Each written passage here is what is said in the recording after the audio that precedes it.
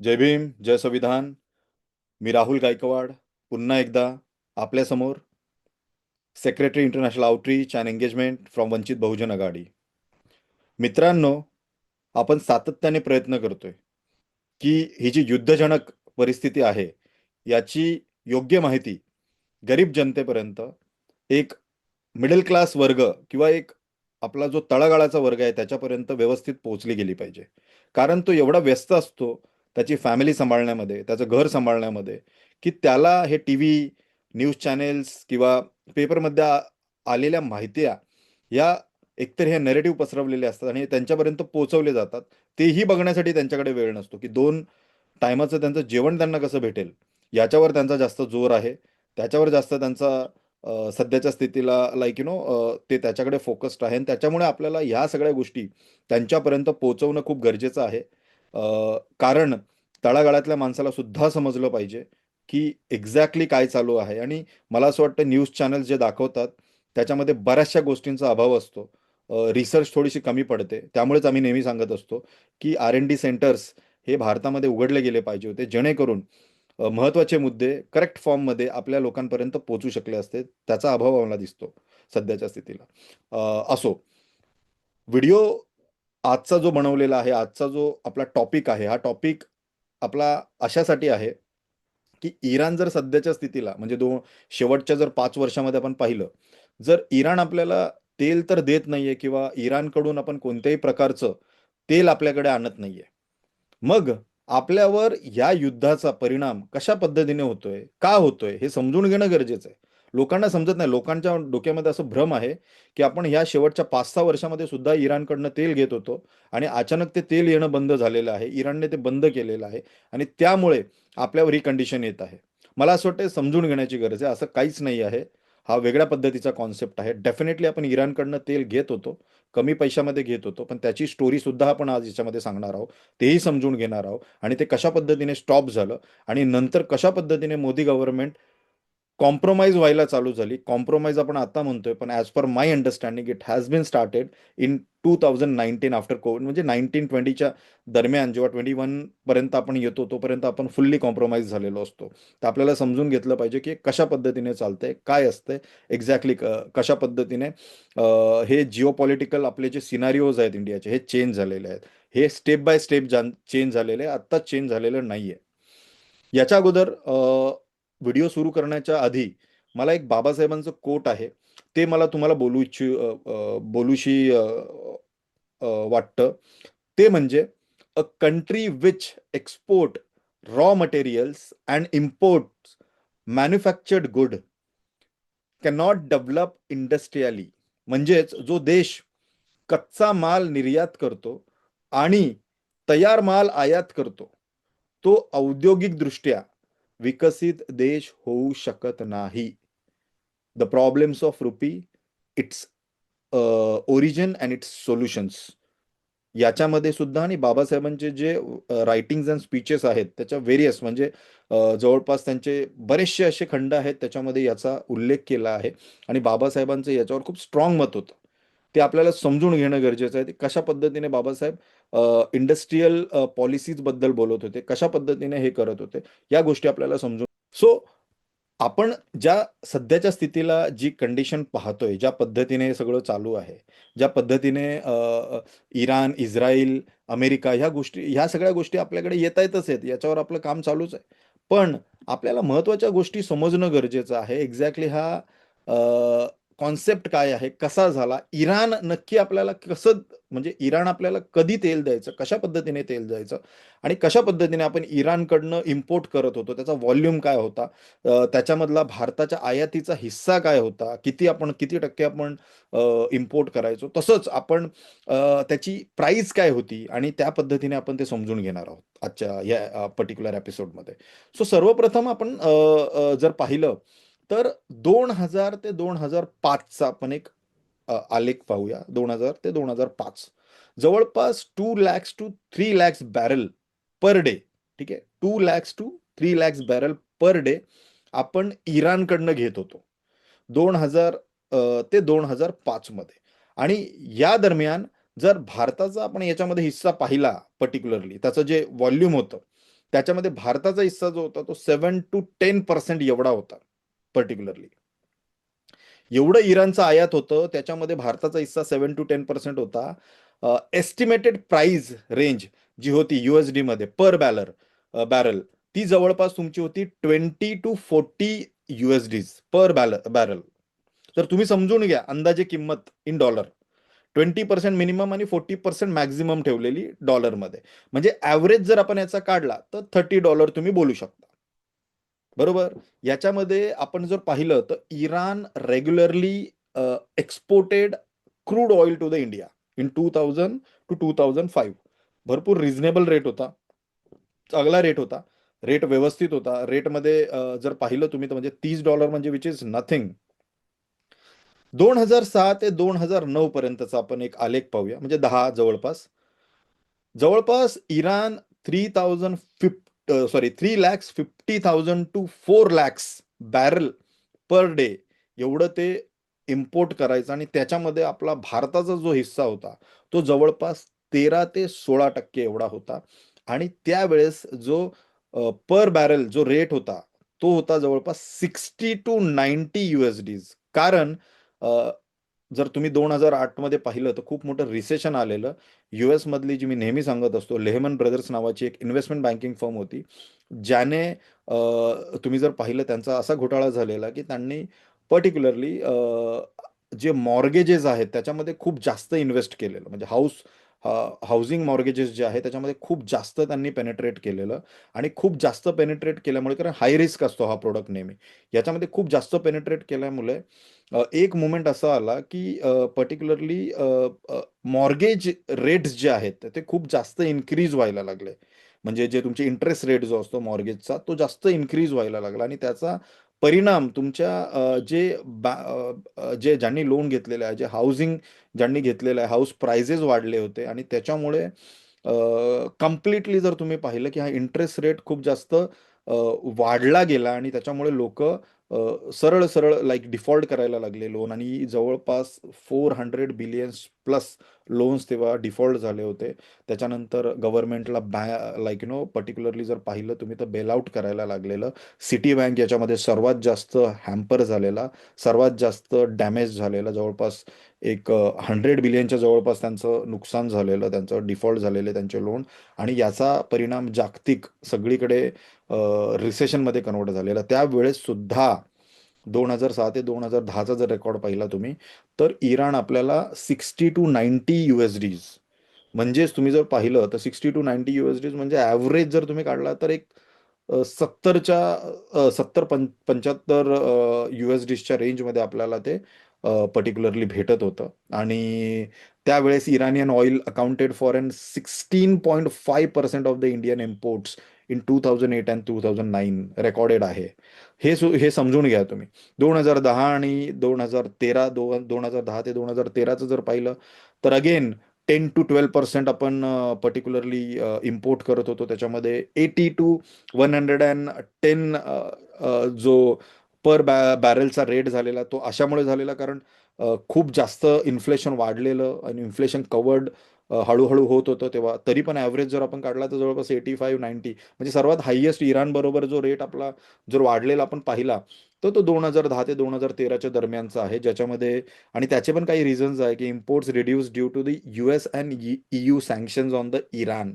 इराणवर EUने म्हणजे युरोपने आणि USने जे सँक्शन्स लावलेले 2011 मध्ये, त्याच्यामुळे सुद्धा हे सगळ्या गोष्टी झालेल्या. पण तरी आपल्याला भरपूर रिझनेबल रेटमध्ये भेटत होतं. एवढे सँक्शन्स लावून सुद्धा आताची जी परिस्थिती आहे तशीच काहीतरी एक सॉफ्ट परिस्थिती तेव्हा सुद्धा होती. 2014-2015 मध्ये 8 ते 10% आपण इम्पोर्ट करत होतो. त्याच्यामध्ये अगेन रेट घसरला, 50 to 70% पर बॅरेलचा रेट झाला. म्हणजे ॲव्हरेज $60 आपल्याला भेटत होतं जवळपास 2014-15 मध्ये.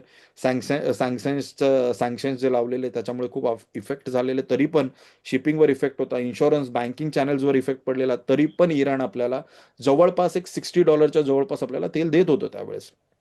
2016-2017 मध्ये 12 ते 13% आपण इराणकडनं घेत होतो. $40 ते $60 पर बॅरल या हिशोबाने आपल्याला भेटत होतं. ॲव्हरेज $50 आपल्याला भेटत होतं. जे इम्पोर्ट्स इन्क्रीज झाले, म्हणजे एकदम बोलतात ना लँडमार्क होतं.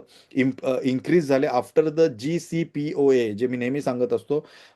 ही न्यूक्लिअर डील आहे. ही सँक्शन झाली इराणबरोबर. युरोप कंट्रीज आणि बाकीच्या बऱ्याच 15-16 कंट्रीज होत्या, ज्याच्यामध्ये जॉईंट कम्प्रेहेन्सिव्ह प्लॅन ऑफ ॲक्शन, म्हणजेच 2015 जो न्यूक्लिअर ॲग्रीमेंट झाला, त्याच्यामध्ये बिटवीन द इराण आणि 15 country, 5 countries, sorry not 15, 5 countries. त्याच्यामध्ये युनायटेड स्टेट्स होते, युनायटेड किंगडम आहे, फ्रान्स आहे, रशिया आहे, चायना आहे आणि जर्मनी आहे, प्लस युरोपियन युनियनच्या काही कंट्रीज आहेत. या सगळ्यांना पकडून तो करार झाला होता आणि त्याच्यामुळे शांती परत बरकरार झालेली. म्हणजेच हे समजून घ्या की इराण हा खूप क्रुशियल पॉइंट आहे, क्रुशियल प्लेयर आहे कोणतीही शांती, पीस मुवमेंट या जगामध्ये आणण्यासाठी सध्याच्या स्थितीला. हे आपल्या डोक्यामध्ये आपण जर आत्ताच घालून घेतलं तर ते सर्वांसाठी फायद्याचं ठरेल. 2017-2018 10 ते 11% आपण घेत होतो इराणकडनं. त्याच्यामध्ये अगेन जो रेट होता तो 50 ते 70 डॉलर्स पर बॅरल एवढा रेट होता. त्याच्यामध्ये आपण त्यावेळेस जवळपास आपलं इम्पोर्ट होतं ते वाढलं होतं अगेन. जवळपास 6,46,200 बॅरल्स पर डे 2018 रेकॉर्डेड आहेत. 2018-2019 again 8 to 10% इराणमधून, $60 to $70 per barrel. Again जर तुम्ही पाहिलं तर हा कंटिन्युअसली चालला होता, पण 2019 US आपल्याला झटके द्यायला परत चालू करतं.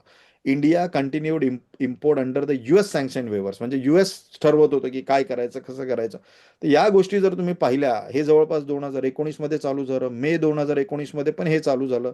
त्याच्यामध्ये इंडिया स्टॉप्ड इम्पोर्टिंग, म्हणजे मे 2019 असं काहीतरी झालं की India stopped importing the Iranian oil after the sanctions waived by the USA has been ended. तर आपल्याला समजून घ्यायला लागेल की 2019च्या नंतर कशा पद्धतीने या सगळ्या गोष्टी थांबत गेल्या. 2020 ते 2024 आपण इराणकडनं कोणत्याही पद्धतीचं ऑइल आपण घेतलंच नाही बिकॉज ऑफ द US. समजून घ्या. आणि जून 2025 रिसेंटली जर तुम्ही पाहिलं तर जवळपास मिनिमल एक आपण ट्राय केली इराणमधून आपण ऑइल घ्यायची, कारण आपल्यावर खूप जास्त प्रेशर येत होता. 70 to 80, तेव्हा सुद्धा 70 to 80 पर बॅरल असं आपल्याला USDमध्ये इराणने एक स्मॉल शिपमेंट आपल्याला इम्पोर्ट केलेलं आहे रिलायन्स रिफायनरीच्या द्वारे, असं म्हणण्यात येतं, अशी न्यूज आहे. आणि त्याच कारणामुळे हा US वर्सेस भारत हा आपला जो एक वेगळ्या पद्धतीचा जो एक आकडा चालू झालेला आहे, हा चालू झाला. पण याची पार्श्वभूमी जी आहे 2018 पासून आहे. 2018 पासून आपण प्रेशरमध्ये आहोत. 2019 इलेक्शन्स, त्याच्यानंतर हे सगळ्या गोष्टी तुम्ही लक्षात घ्या की कशा पद्धतीने जिओपॉलिटिकल सिच्युएशन्स, म्हणजे ज्या पद्धतीने US आपले डिसिजन्स घेत आहे. मला तर असं वाटतं की आपली सरकार सुद्धा USनेच बसवलेली आहे सध्याच्या स्थितीला. अशा पद्धतीचं काहीतरी मला वातावरण दिसू लागलंय ह्या सगळ्या अनालिसिसमध्ये, ह्या सगळ्या रिसर्चमध्ये. तुम्ही जर पाहिलं तर major routes to the India, म्हणजे जे ऑइल येण्याचे जे मेजर रूट्स आहेत ते कसे आहे. जर इराक सध्या सर्वात मोठा आपला इम्पोर्टर आहे, म्हणजे सर्वात जास्त आपण इम्पोर्ट इराकमधून ऑइल करतो, जवळपास 23%. याचं जे मेन एक्सपोर्ट्स पोर्ट्स आहेत, त्याचे रिजन जे आहे, जे कुठे आहे लोकेशन्स, ते एक आहे बसरा आणि पर्शियन गल्फमध्ये आहे इराकचा. त्याचा जो रेशो आहे तो कसा आहे, Persian Gulf, state of Hormuz, Arabian Sea आणि इंडिया. दुसरा आहे सौदी अरेबिया.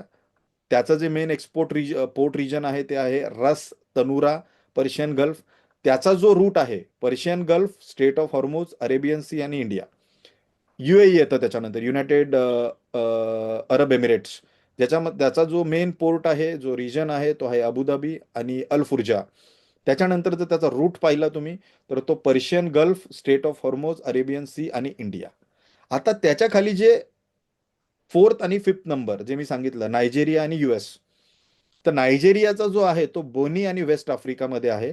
आता याचा जो रूट आहे तो Atlantic Ocean, Cape of Good Hope, Indian Ocean आणि मग इंडियामध्ये येतो. USAचा जो आहे त्याचा मेन जो हब आहे तो गल्फ ऑफ मेक्सिको आणि टेक्सासमध्ये आहे. त्याचा जो रूट आहे तो आहे अटलांटिक और पॅसिफिक टँकर रूट्स आणि इंडियन ओशनमध्ये येतो आणि मग तो इंडियामध्ये येतो. तर समजून घ्या की वरचे जे 3 आहेत ते सध्या खूप महत्वाचे आहे, ज्याच्यामध्ये इराक, सौदी अरेबिया आणि UAE हा जो US आहे, हा जो ऑइलचा रूट आहे, यालाच पूर्ण प्रेशराईज करायचा प्रयत्न करतोय आणि सगळा वेस्टकडे डायव्हर्ट करायचा प्रयत्न करतोय, असं काहीतरी या अनालिसिसमध्ये दिसतंय. आणि त्याला हा हॉर्मुझ जो आहे, स्ट्रेट ऑफ हॉर्मुझचं जे महत्व आहे, तेच त्याला संपवायचं आहे. आणि त्याचं म्हणणं आहे की तुम्ही तेल आमच्याकडनं घ्या, ते दुसऱ्या रूटने येईल. हा रूट जो पारंपरिक रूट आहे किंवा एक बोलतात ना, एक ओल्ड रूट जो बनलेला आहे, ही प्रथाच त्याला बंद करायची. अशा पद्धतीने स्वतःचा बिझनेस वाढवण्यासाठी दुसऱ्यांच्या इकॉनॉमीज कशा धोक्यात येतील याचा विचार न करता हा माणूस आपल्या पद्धतीने चाललेला आहे. असो, समजून घेऊया पुढचं. आता जर तुम्ही पाहिलं की जर आपण इराक मधून आपण घेतोय आता सध्याच्या स्थितीला, मग इराण त्याच्यावर कसा इम्पॅक्ट पडतो हे आपण आता समजून घेतलं. स्टेट ऑफ हॉर्मोज कुठे आहे, इराकची पोझिशन काय आहे, UAE कुठे आहे, सौदी अरेबिया कुठे आहे, कशा पद्धतीने तो रूट तुमचा अरेबियन सी मधून इंडियन ओशनच्या जवळून तो तुमच्या इंडियामध्ये येतो. आता आपण समजून घेऊया की जवळपास 2023, 2024 आणि 2025 याच्यामध्ये कशा पद्धतीने ऑइल आपल्याकडे आलेलं आहे, कुठून आलेलं आहे आणि याचं अनालिसिस काय आहे. 2023 मध्ये रशिया फर्स्ट रँकवर आहे. 30 to 35% आपण रशियाकडनं घेत होतो 2023 मध्ये. पण 2021 मध्ये जर इमिडिएटली आफ्टर कोविड पाहिलं तुम्ही, तर इमिडिएटली आफ्टर कोविडच्या 2 वर्ष म्हणजे 2021 आणि 22 मध्ये आपल्याला सगळ्यात हायेस्ट जे आपल्याला तेल दिलंय ते इराकने दिलंय. 23% इन 2021, 22% इन 2022. एवढं आपल्याला इराकने दिलंय आणि आपण त्याला सोडून 2023 मध्ये परत रशियाकडे गेलो. तिथून आपण 30 to 35% ऑफ आपण ऑइल इम्पोर्ट करतोय जवळपास, जर तुम्ही पाहिलं. आणि त्याचं जर व्हॉल्यूम पाहिला तुम्ही सध्याच्या स्थितीला, जो रशियाकडनं आपण घेतलाय तो जवळपास 1.46 MB एवढा तुमचा पर्टिक्युलरली तुम्ही एवढा व्हॉल्यूम घेतलेला आहे. आणि याची बेस प्राइस जर आपण पाहिली, जवळपास आपल्याला रशियाने जो ऑइल दिलेला आहे तो $80 पर बॅरल एवढा आपल्याला त्याने चार्ज केलेला आहे. आणि जवळपास जर तुम्ही पाहिलं याचं टोटल USD, जर USD इन बिलियन मध्ये जर तुम्ही काढलं, याची जी प्राइसिंग काढली ती जवळपास 75 to 85 एवढी तुम्हाला पर्टिक्युलरली बिलियनमध्ये याची प्राइस गेलेली आहे. तर समजून घ्या तुम्ही कशा पद्धतीने रेट लागलेले आहे. त्याच्यानंतर इराक 82 to 90, परत सौदी अरेबिया 2023चं आपण बोलतोय, सौदी अरेबिया 85 to 95, UAE तुमचं 83 to 90 आणि USA तुमचं जवळपास 85 to 95. अशा पद्धतीने आपल्याला ऑइल देते, अशा पद्धतीने आपल्याला ते ऑइल प्रोव्हाइड करतंय आपल्याकडे. त्यांच्या कंट्रीतनं एक्सपोर्ट करतोय, आपण त्यांना इम्पोर्ट करतोय आपल्याकडे. जर 2023 मध्ये रशियाचा रिपोर्ट जर तुम्ही पाहिला, तर युराल्स क्रूड बेंचमार्क लिंक्ड म्हणजे याचा जो प्रकार असतो, याच्या बेसिसवर याचे टॅक्सेशन जे असतात ते त्या पद्धतीने या Urals crude benchmark linked to the Brent जो तुमचा पर्टिक्युलर जर पाहिला तुम्ही, जो तुमचा एक रिमार्क आहे किंवा एक मार्क आहे, ज्याच्या बेसिसवर ते प्राइस ठरवली जाते आणि त्या पद्धतीने आपल्याकडे आणला जातो. OSP म्हणजे इराक जो वापरतो तो OSP वापरतो, ऑफिशियल सेलिंग प्राइस फॉर्म्युला वापरतो. सौदी अरेबिया जे वापरतं ते ऑफिशियल सेलिंग प्राइस OSP नावाचं एक असतंय त्यांचं, सौदी अरेबियाचं, ते वापरतं. आणि UAE जो वापरतो तो मुब्रन क्रूड बेंचमार्क नावाचं एक उपकरण आहे, ते वापरतं. आणि USA जो वापरतो तो WTI वेस्ट टेक्सास इंटरमिडिएट, अशा पद्धतीचे ते त्यांचे जे पर्टिक्युलर जर तुम्ही हे पाहिले, जे उपकरणं आहेत जे पर्टिक्युलरली त्यांची प्राइस ठरवतात, तर हे सगळ्या प्राइस आपण वापरतो. आणि हे ओमान आणि दुबईसाठी पण ते OSP वापरतात. तसं सौदी अरेबिया जो आहे म्हणजे सौदी ॲरमॅको जी आहे त्यांची कंपनी जी आहे ती OSP वापरते पर्टिक्युलरली. आणि जे मी मुब्रान बेंचमार्क प्राइसिंग सांगितली, युज्ड बाय द ADNOC म्हणजे अबुधाबी नॅशनल ऑइल कंपनी जी UAE मध्ये आहे ती वापरते. तर या सगळ्या गोष्टी आपल्याला समजून घेण्याची गरज आहे, हे बेसिक आहे. आणि या गोष्टी आपल्यापर्यंत पोहोचण्याची खूप गरज आहे. 2024 मध्ये परत रशिया आपल्याला 36 to 30% एवढं आपल्याला पर्टिक्युलरली इम्पोर्ट आपण त्यांच्याकडनं करतो, त्यांच्या ऑइल घेतो. आणि व्हॉल्यूम जवळपास त्याचा जर पाहिला जवळपास 1.8 DM एवढा व्हॉल्यूम आपण पर्टिक्युलरली लाईक आपल्याकडे आणतो. आणि त्याच्यानंतर जर तुम्ही पाहिलं की कशा पद्धतीने त्याचं प्राईस ठरवलं जातं, तर प्राईस जवळपास 85%च्या सॉरी $85 एवढं प्राईस त्याचं सेट केलं जातं. आणि इराकमध्ये सुद्धा $85 सेट केलं जातं. सौदी अरेबिया सुद्धा $88 to $92, UAE सुद्धा 85 to 90, आणि USA सुद्धा 90. इंडिया ही जगातली थर्ड नंबरची कंट्री आहे जी ऑइल इम्पोर्ट करते. थर्ड नंबरची. आणि मला असं वाटतं की लवकरच आपण सेकंड नंबरवर सुद्धा जाऊ. आणि त्यामुळे हा जो सर्वात मोठा आउटगोईंग आहे आपल्याकडनं, हा समजून घेण्याची ताक्ष गरज आहे आपल्याला, अंडरस्टँड करण्याची ताक्ष गरज आहे. 2025 मध्ये एस्टिमेटेड रशिया अगेन 35 to 40, आणि again $70 to $80, Iraq 85 to 95, Saudi Arabia 90 to 100, UAE 88 to 95, आणि USA हा जवळपास 90 to 100 USDs पर बॅरल एवढं तुम्हाला चार्ज करतोय. आणि तुम्ही जर पाहिलं या सगळ्या गोष्टी ज्या आहेत, या रिअर्टर्सचा तुम्ही रिपोर्ट काढा, EIAचा रिपोर्ट काढा, EIA क्रूड प्राइजेस आहे, परत PPAC पेट्रोलियम स्टॅटिस्टिक्स आहेत, परत जसं मी सांगितलं की ADNOC म्हणजेच तुमचं अबुधाबी नॅशनल ऑइल कंपनी, परत S&P ग्लोबलचे जे तुमचे रेकॉर्ड्स आहेत ते तुम्ही पाहू शकता. तसंच DGCI अँड एस जे आहे तुमचे स्टॅटिस्टिक्स रिलेटेड, त्याच्याकडनं पण तुम्ही याची माहिती काढू शकता. तर हे सगळे जे पर्टिक्युलर जे आकडे आहेत हे असं समजवतात की इराणकडून येणारं ऑइल जे आहे, म्हणजे कन्क्लुजन आपण करूया, इराणकडून येणारं ऑइल आपल्याकडे 2018च्या नंतर स्लो डाऊन झालं आणि 19 मध्ये ते स्टॉप झालं. म्हणजे 2019 ते 2026 मध्ये आपण बसलोय, इराणकडून आपल्याला कोणतंही ऑइल आलं नाही. रिसेंटली एक स्मॉल शिपमेंट आली आणि त्याच्यानंतर खूप इश्यूज झालेत.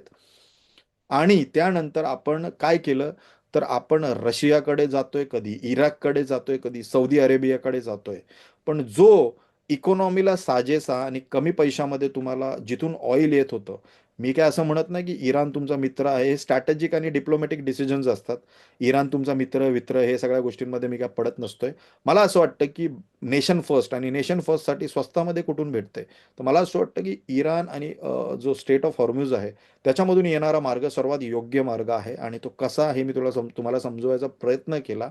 आणि मला असं वाटतं की जर 2018-2019च्या नंतर हे स्टॉप झालंय, तर भारताने किती जास्त लॉस केलाय 2019 ते 2026 पर्यंत याचा रेकॉर्ड काढला पाहिजे. किती स्टॅटिस्टिकली आपलं नुकसान झालेलं आहे. आणि जो भारताचा एक्सटर्नल डेट आहे तो जवळपास 750 बिलियनच्या वरती जातोय. इंटरनल आणि एक्सटर्नल काढला तर तो खूप जास्त आहे.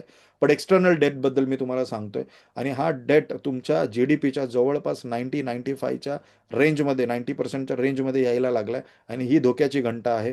ही आपण समजून घेण्याची गरज आहे. आपल्याकडे सध्याच्या स्थितीला पेट्रोलियम इंडस्ट्रीवर जो ECA म्हणजे जो तुमचा इसेन्शियल कमोडिटीज ऍक्ट 1955 लावलेला आहे, त्याच्यामुळे ही धोक्याची घंटा आपण समजून घ्या. कशा पद्धतीने तुमचे प्रोडक्ट्स आणि तुमच्याकडे येणारं एक तुमचं जे बोलतात ना डेली यूज होणारं तुमचं गॅस किंवा ऑइल किंवा पेट्रोलियम रिलेटेड जे पण तुमचे गोष्टी आहेत, पदार्थ आहेत, किंवा ज्याही तुमच्या ॲक्सेसरीज आहेत, या सगळ्यांवर याचा इम्पॅक्ट पडणार आहे. Eventually that will be converted into the banking sector, and then banking sector will be converted into the recession mode. तुमचे इंटरेस्ट रेट वाढू शकतात, तुमच्या घराच्या प्राईस वाढू शकतात, तुमचे रेंट्स कमी होऊ शकतात, तुमचे पर्टिक्युलरली जर तुम्ही पाहिलात real estate sector can be hampered very highly in this particular situation. We have to understand the infrastructure also can be will be hampered because of this particular issues. त्यामुळे आपल्याला समजून घ्यायला लागेल की एक्सपोर्ट इम्पोर्ट इव्हन तुमचा कशा पद्धतीने झाला पाहिजे, काय झालं पाहिजे, काय स्ट्रॅटेजीज असल्या पाहिजे होत्या. 2018 मध्ये जर आपल्याला हिटअप US ने द्यायला चालू केलेला, तर तुम्ही जवळपास 8 वर्ष एवढं सहन करत का होते, एवढं सहन करत का होते. म्हणजे इप्स्टीन फाईल जो मुद्दा आता बाहेर आलेला आहे, हाच त्याच्या पाठचा एखादा पडसाद होता का, हा क्वेश्चन आमच्या युवांच्या मनामध्ये नक्कीच धगधगतोय. आणि याच्याबद्दल आमच्या मनामध्ये बरेचसे विचार येत आहेत. म्हणजे 8 वर्ष आज ही कंट्री कोणत्या कोणत्या गोष्टींमधनं गेलेली आहे हे सांगायचा एक छोटासा प्रयत्न माझ्याकडनं आपल्यासाठी केला गेला आहे. एवढं बोलून मी थोडंसं माझ्याकडनं सांगायचा प्रयत्न केला. आपल्याला ही माहिती भेटली असेल, आवडली असेल, याच्याबद्दल कमेंट्स करा, शेअर करा, गरीब जनतेपर्यंत पोहोचवा आणि जास्तीत जास्त लोकांना समजवण्याचा प्रयत्न करा की युद्ध नक्की चालू कसं आहे, कशा पद्धतीने आहे. काही थोड्याफार चुक्या झाल्या असतील तर त्या ॲडजस्ट करा, नावं ठेवायचं बंद करा. जय भीम, जय संविधान.